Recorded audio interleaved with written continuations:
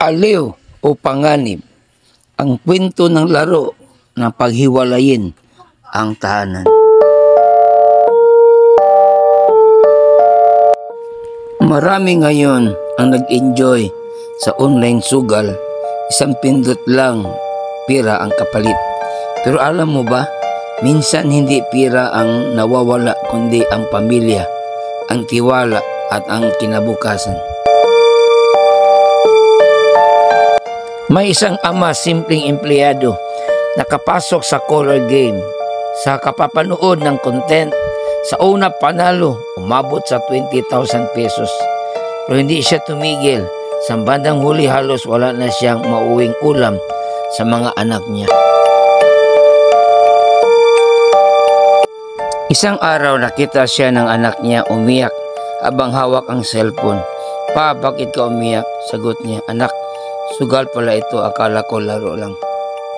Sabi sa 1 Timothy chapter 6 verse 10, ang pag-ibig sa salapi ay ugat ng lahat ng kasamaan.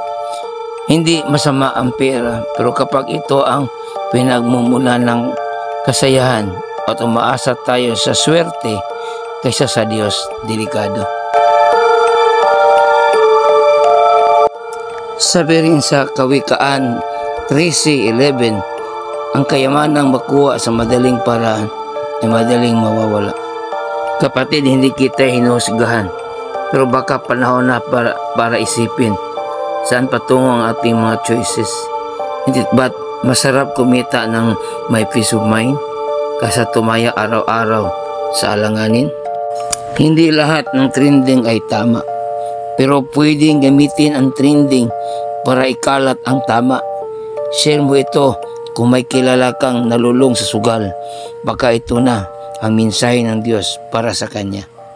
Si Pastor Jerry Sumili Ministry nagsasabi, marami na ang naadik, marami na ang nawalan, pero may pag-asa pa. Pakinggan lang ang kwentong na isang sugat na ginamot ng salita ng Diyos.